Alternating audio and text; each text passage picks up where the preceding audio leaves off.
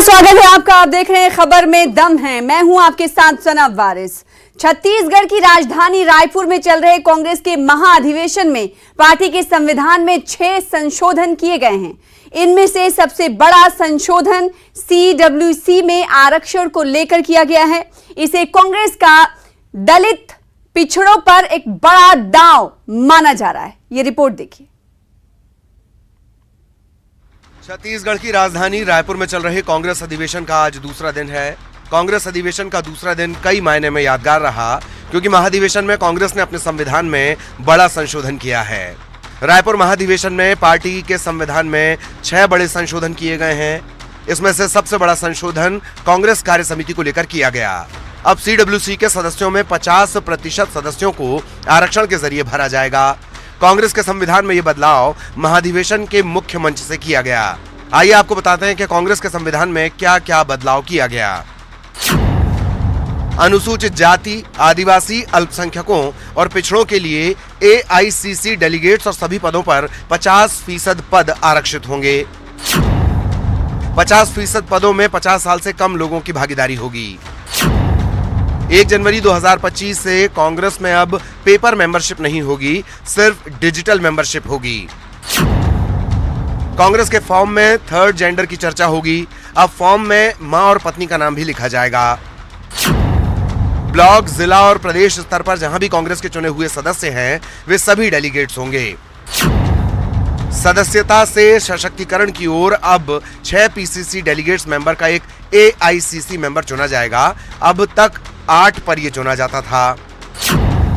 AICC members की संख्या 1240 से बढ़कर 1653 हो जाएगी। कांग्रेस अधिवेशन के दूसरे दिन सोनिया गांधी ने संबोधित किया। इस दौरान सोनिया गांधी ने राजनीति से अपने सेवानिवृत्ति की तरफ इशारा किया। वहीं सोनिया गांधी ने मोदी सरकार पर जमकर हमला बोला। सोनिया ने कहा कि हमारे नेताओं को डराने का काम बीजेपी सरकार कर रही है। Mister Modi and the BJP RSS regime has relentlessly captured and subverted every single institution. It ruthlessly silenced any voice of opposition. It has caused economic ruin by favoring a few chosen businessmen at the expense of all others and of the people, of ordinary people. वहीं कांग्रेस अधिवेशन को संबोधित करते हुए कांग्रेस अध्यक्ष मल्लिकार्जुन खड़गे ने आंदोलन के लिए राहुल को धन्यवाद दिया और कहा कि केंद्र की सरकार में लोगों के अधिकारों और मूल्यों पर हमला हो रहा है। इसके चलते नए आंदोलन की जरूरत है। सत्ता में बैठे लोगों ने देश की जनता के अधिकारों और भारत के मूल्यों पर हमला बोल रखा है। इसीलिए आज एक नए आंदोलन के शुरुआत की जरूरत है। हर कांग्रेस को, हर देशवासी को आगे बढ़कर, उठकर संकल्प लेकर ये कहना होगा, सेवा, संघर्ष और बलिदान, सबसे पहले हिंदुस्तान। कांग्रेस अधिवेशन को CM भूपेश बघेल ने भी संबोधित किया और कहा कि देश आज महंगाई, बेरोजगारी से जूझ रहा है। मेरे मुख्यमंत्री बनने पर राहुल गांधी ने कहा था कि सरकार ऐसी बने कि हर वर्ग को लगे कि हमारी सरकार है। आज छत्तीसगढ़ सरकार उनके सपनों को पूरा कर रही है। ये हमारे लिए सौभाग्य की बात है कि छत्तीसगढ़ में राष्ट्रीय अधिवेशन करने का निर्णय आदरणीय खड़गे साहब ने, आदरणीय सोनिया जी और राहुल जी ने, वेणुगोपाल जी ने लिया है। मैं इसके लिए हृदय से आभार व्यक्त करता हूं। जब देश महंगाई से जूझ रहा है, बेरोजगारी से जूझ रहा है, किसानों को दाम नहीं, मजदूरों को काम नहीं, नौजवानों के काम नहीं, आज पूरा देश राहुल जी की तरफ बड़े आशा भरी निगाह से देख रहे हैं। रायपुर में चल रही कांग्रेस अधिवेशन इस बार कई मायने में अहम है, क्योंकि अधिवेशन के पहले दिन स्टीयरिंग कमेटी की बैठक में तय हुआ है कि कांग्रेस वर्किंग कमेटी का चुनाव नहीं होगा। बैठक में कांग्रेस अध्यक्ष मल्लिकार्जुन खड़गे को CWC के सदस्यों को नॉमिनेट करने का अधिकार सर्वसम्मति से दिया गया। जबकि अधिवेशन के दूसरे दिन कांग्रेस के संविधान में 6 अहम बदलाव किए गए, जो खूब सुर्खियां बटोर रहे हैं। Bureau report, News 18। तो छत्तीसगढ़ की राजधानी रायपुर में चल रहे कांग्रेस के अधिवेशन में पीसीसी चीफ कमलनाथ ने बेरोजगारी को लेकर केंद्र सरकार पर जमकर निशाना साधा। इस दौरान उन्होंने कहा कि मंदिर मस्जिद जाने से बेरोजगारी दूर नहीं हो सकती, बेरोजगारी कांग्रेस पार्टी ही दूर कर सकती है, जिस पर सियासत तेज हो गई है। केंद्रीय मंत्री अनुराग ठाकुर ने कहा है कि कांग्रेस के नेताओं से पूछें जनेऊ क्यों धारण करते हैं, आखिर क्यों मंदिरों के चक्कर काटते हैं। आज का नौजवान जो हमारे देश का, हमारे प्रदेश का निर्माण करेगा भविष्य में, अगर उसका ही भविष्य अंधेरे में रहा तो कैसा निर्माण होगा। आज बेरोजगारी सबसे बड़ी चुनौती है। नई पीढ़ी, हम करोड़ों की संख्या में हमारे बेरोजगार घूम रहे हैं। पढ़े लिखे बेरोजगार हैं, 8वीं पास बेरोजगार हैं, 9वीं पास बेरोजगार हैं, और इनकी पीड़ा आज हमें समझने की आवश्यकता है। ये बेरोजगारी जो सबसे बड़ी चुनौती है, कोई मंदिर या मस्जिद में जाने से रोजगार के नए मौके नहीं बनेंगे। रोजगार के नए मौके बनेंगे अगर हमारी सोच और हमारी योजनाएं केवल रोजगार की तरफ हों।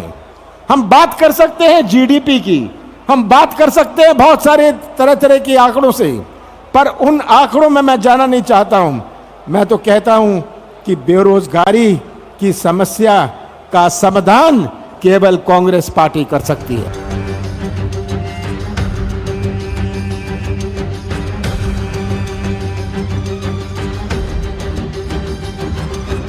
एमपी के पूर्व सीएम कमलनाथ ने रायपुर में चल रहे कांग्रेस अधिवेशन को संबोधित किया। इस दौरान कमलनाथ ने बेरोजगारी की समस्या को देश की सबसे बड़ी समस्या बताया और कहा कि मंदिर या मस्जिद में जाकर बेरोजगारी दूर नहीं होने वाली। बेरोजगारी की समस्या का समाधान केवल कांग्रेस पार्टी कर सकती है। लेकिन पीसीसी चीफ कमलनाथ की कथनी और करनी में साफ फर्क देखने को मिल रहा है, क्योंकि एमपी में पीसीसी चीफ आजकल सॉफ्ट हिंदुत्व की एक ऐसी बड़ी लकीर खींचने में लगे हैं जिसके जरिए बीजेपी के हार्ड हिंदुत्व का मुकाबला कर सकें। ये सियासी तौर पर कमलनाथ को मुफीद भी लग रहा है, जिसमें उन्हें नुकसान नहीं बल्कि सियासी तौर पर फायदा ही फायदा नजर आ रहा है। ऐसे में कमलनाथ हनुमान से लेकर भगवान कृष्ण और श्री राम के नाम पर खुलकर खेल रहे हैं और धीरेन्द्र शास्त्री से लेकर तमाम कथावाचकों के दर पर माथा टेकते नजर आ रहे हैं। वहीं कमलनाथ के बयान पर केंद्रीय मंत्री अनुराग ठाकुर ने निशाना साधते हुए कहा है कि कांग्रेस के नेताओं से पूछें जनेऊ क्यों धारण करते हैं, क्यों मंदिरों के चक्कर काटते हैं। ये तो कांग्रेस अपने नेताओं से पूछे कि चुनाव आते क्यों जाते हैं। पूछिए ना, जनेऊ क्यों धारण कर लेते हैं, क्यों मंदिरों के चक्कर काटते हैं। आखिरकार कांग्रेस को अपने नेताओं से पूछना चाहिए। एमपी विधानसभा चुनाव को लेकर PCC chief Kamal Nath soft Hindutva की राह पर चल रहे हैं। ऐसे में कांग्रेस अधिवेशन में कमलनाथ का ये बयान कि मंदिर या मस्जिद में जाकर बेरोजगारी दूर नहीं हो सकती पर सियासत तेज हो गई है। Bureau report, news 18।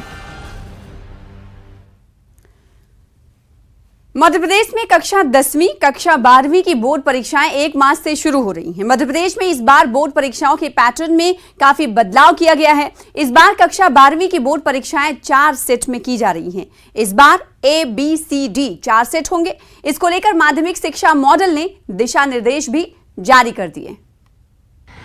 Madhya Pradesh में इस बार बोर्ड परीक्षाओं के पैटर्न में माध्यमिक शिक्षा मंडल ने बड़ा बदलाव किया है।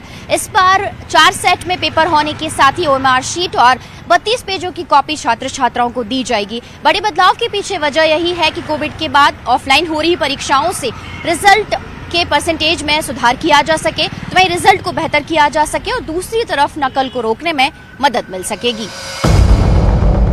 आने वाले 1 मार्च से मध्य प्रदेश बोर्ड की 10वीं और 12वीं की परीक्षा स्टार्ट होने जा रही है। इससे पहले बोर्ड ने परीक्षाओं के पैटर्न में बड़ा बदलाव किया है। इस बार आयोजित होने वाली बोर्ड परीक्षाओं में इंटर की परीक्षा 4 सेटों में की जा रही है। परीक्षा में कुल 4 सेट होंगे, A, B, C और D। हालांकि प्रश्न पत्रों का पैटर्न एक जैसा रहेगा, बस अलग अलग सेट में सवालों का क्रम बदला रहेगा। नकल रोकने को लेकर माध्यमिक शिक्षा मंडल ने पैटर्न में बदलाव किया है। छात्रों के लिए 4 सेट रखेंगे ABCD और उनको 4 सेट में पेपर मिलेंगे और जो कॉपीज मिलेंगी वो बार कोड के साथ मिलेंगी और बार कोड जिस कई विषयों में नहीं है, पर 32 पेज की कॉपी मिलेगी और कोई एक्स्ट्रा कॉपी नहीं मिलेगी। तो सर बारकोड हर सब्जेक्ट के लिए होगा? नहीं, अभी हर सब्जेक्ट के लिए नहीं रखा, उन्होंने कुछ ही सब्जेक्ट्स के लिए रखा है। जैसे कि हिंदी है जनरल, तो हिंदी में सभी को बार कोड मिलेगा। गणित में ग्राफ के साथ 32 पेज की कॉपी मिलेगी, उसमें बार कोड मिलेगा। जो जनरल पेपर्स उनमें रखा है और कई पेपर्स में भी नहीं। इसके अलावा बोर्ड परीक्षा की उत्तर पुस्तिका 20 पेज की जगह 32 पेजों की होगी, जिससे छात्रों को एक्स्ट्रा कॉपी लेने की जरूरत नहीं पड़ेगी। इसके अलावा 10वीं 12वीं के छात्रों को OMR शीट दी जाएगी। इसमें छात्रों को नीले और काले पेन से टिक लगाना होगा। इस बार आंसर शीट बारकोड के साथ दी जाएगी।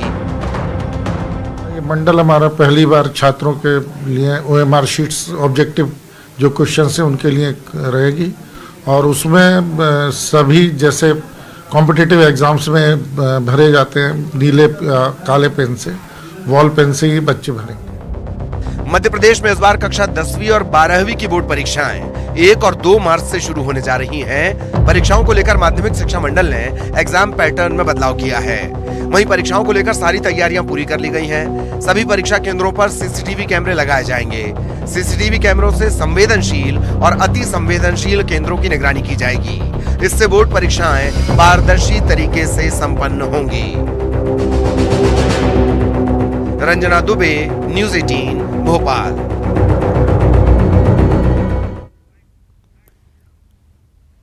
आगे बढ़ेंगे। विधानसभा चुनाव से पहले कांग्रेस ने ग्वालियर चंबल में ज्योतिरादित्य सिंधिया पर सियासी हमले तेज कर दिए हैं। सिंधिया का गढ़ माने जाने वाले इस इलाके में कांग्रेस की सबसे बड़ी चुनौती ज्योतिरादित्य सिंधिया को माना जा रहा है। पिछले विधानसभा चुनाव में कांग्रेस को इस इलाके में ऐतिहासिक जीत मिली थी, लेकिन सिंधिया की बगावत की वजह से कांग्रेस की सरकार गिर गई। अब कांग्रेस की कोशिश सियासी चक्रव्यूह में सिंधिया को घेरने की है। मिशन 2023 को फतेह करने के लिए कांग्रेस इस बार बीजेपी से ज्यादा सिंधिया को टारगेट कर रही है। खुद पूर्व सीएम कमलनाथ ने ग्वालियर चंबल अंचल में सिंधिया के खिलाफ मोर्चा संभाल लिया है, तो वहीं नेता प्रतिपक्ष डॉक्टर गोविंद सिंह, कांग्रेस विधायक सतीश सिकरवार भी सिंधिया पर जमकर निशाना साध रहे हैं। तो क्या ये माना जाए कि 2023 के इस चुनाव में यहाँ ग्वालियर चंबल अंचल में मुकाबला बीजेपी बनाम कांग्रेस नहीं, कांग्रेस बनाम सिंधिया होगा? विधानसभा चुनाव में ग्वालियर चंबल का इलाका किंग मेकर साबित हो सकता है। पिछले चुनाव में इस क्षेत्र में ऐतिहासिक जीत की वजह से कांग्रेस सत्ता में आई थी, लेकिन कमलनाथ सरकार और ज्योतिरादित्य सिंधिया के बीच तालमेल नहीं बैठा और सिंधिया की बगावत से कांग्रेस की नैया डूब गई।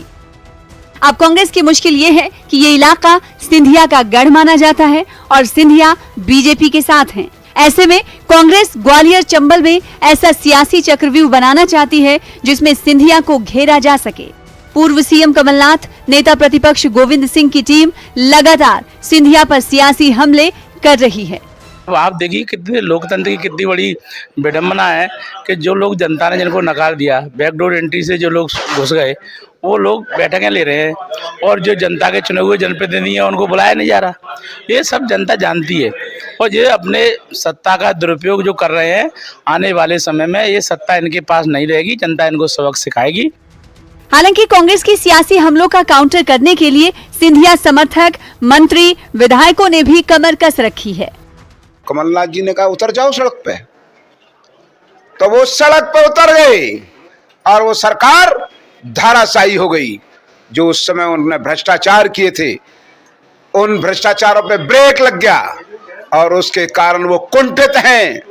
उनके अंदर का जो भ्रष्टाचार नहीं कर पाए, वो मलाल उनके अंदर है, उसके कारण वो श्रीमंत ज्योतिरादित्य सिंधिया को टारगेट कर रहे हैं और कोई दूसरा कारण नहीं है।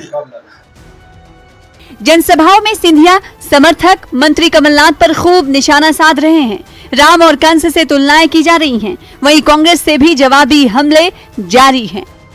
कोई कुछ भी कर ले, राम राम ही रहेगा, कंस कभी राम बन नहीं सकता है मेरे भाई। भगवान राम तो क्या, तो हम वंशज बैठे, अब सिंधिया जी राम कहाँ से हो सकते हैं?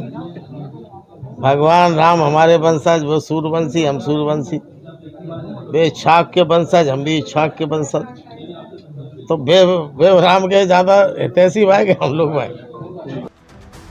2018 के विधानसभा चुनाव में ज्योतिरादित्य सिंधिया के धुआंधार प्रचार की बदौलत ग्वालियर चंबल में 33 साल बाद कांग्रेस को रिकॉर्ड कामयाबी मिली थी। 34 में से 26 सीटें कांग्रेस ने जीती थी, जबकि बीजेपी सिर्फ 7 सीटों पर सिमट गई थी। लेकिन सियासत का तकाजा ये है कि मौजूदा हालात बिल्कुल उलट हैं। सुशील कौशिक, न्यूज़ 18 ग्वालियर। अपने दिव्य दरबार के चलते दुनिया में मशहूर हो चुके बागेश्वर महाराज धीरेन्द्र शास्त्री एक बार फिर सुर्खियों में हैं। इस बार उनकी सुर्खियों में रहने की वजह पर्चे निकालने की नहीं है, बल्कि कुछ और है। आखिर क्या है वो वजह जिसके कारण वो सुर्खियां बटोर रहे हैं? देखिए इस रिपोर्ट में।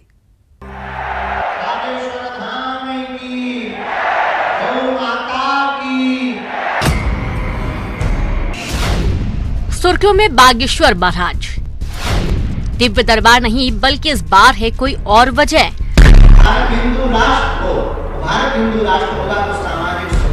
बागेश्वर धाम महाराज इन दिनों खूब सुर्खियों में रहे।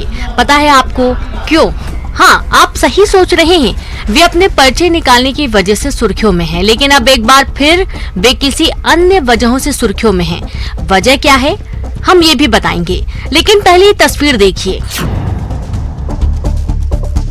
आप सोच रहे होंगे बात बागेश्वर धाम महाराज धीरेन्द्र कृष्ण शास्त्री की हो रही है, फिर सिंधिया की तस्वीर क्यों? ये भी बताएंगे। लेकिन अब आप ये तस्वीर देखिए। देखा दोनों तस्वीरें, कुछ समझ आया कि दोनों में क्या समानताएं हैं और बागेश्वर महाराज क्यों फिर एक बार सुर्खियों में हैं? नहीं समझ पाए? चलिए कोई बात नहीं, अब आप दोनों तस्वीर देखिए। देखा, बागेश्वर महाराज के सिर की ये पगड़ी उनकी सुर्खियों की वजह से है। जी हाँ, आजकल वे अपने इसी पगड़ी और गेटअप की वजह से सुर्खियों में हैं। जिस पगड़ी में बागेश्वर महाराज नजर आ रहे हैं, बताया जा रहा है कि ये सिंधिया परिवार से मिलती जुलती शिंदे राजशाही पगड़ी है, जो इन दिनों धीरेन्द्र शास्त्री के सिर का मान बढ़ा रही है। लोगों के बीच उनकी ये पगड़ी खूब चर्चा बटोर रही है।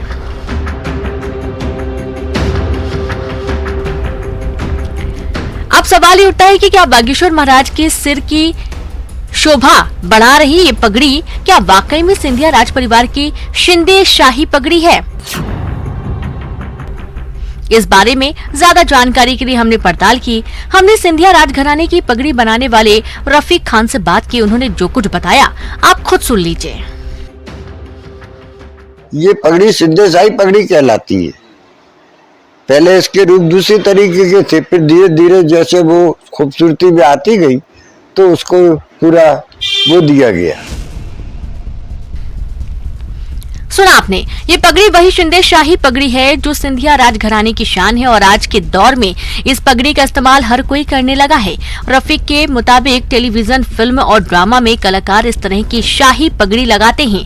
आजकल संत और अन्य लोग भी कार्यक्रम या त्योहार पर ये रेडीमेड पगड़ी लगाते हैं। वहीं इस पगड़ी को बनाने में हफ्ते दिन लग जाते हैं।